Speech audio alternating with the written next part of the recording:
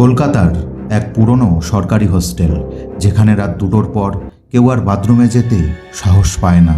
ঘটনাটি পাঠিয়েছে স্নেহা। ও তখন কলেজে পড়ে, সল্ট লেকের একটি হোস্টেলে থাকতো। ও একদম ভূতে বিশ্বাস করতো না। একদিন রাতে পড়াশোনা করতে করতে স্নেহা দেখে ঘড়িতে বাজে 2টো। ঠিক করে ঘুমানোর আগে বাথরুমে যাবে। বাকি বন্ধুরা তখন ঘুমিয়ে পড়েছে। করিডোর একদম ফাঁকা। স্নেহা ধীরে ধীরে বাথরুমের সামনে গিয়ে দেখে যে 3 নম্বর বাথরুমের দরজাটা অল্প খোলা। ভিতর থেকে টুপটাপ জল পড়ার শব্দ হচ্ছে।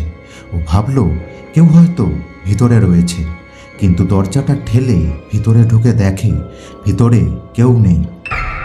স্নেহার শরীর তখন খুব ভারী হয়ে আসে। ও বোঝে কিছু যেন একটা ঠিক নেই।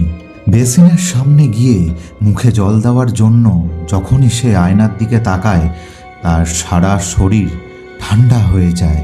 ও আয়নায় দেখে তার পিছনে একটা মেয়ে দাঁড়িয়ে, যার চুল ভিজে, মুখটা চুলে ঢাকা, তাই দেখা যাচ্ছে না। স্নেহা সঙ্গে সঙ্গে ঘুরে তাকায়, কিন্তু দেখে কেউ নেই।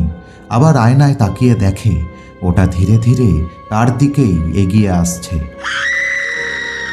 স্নেহা চিৎকার করে সেখানেই জ্ঞান হারায়।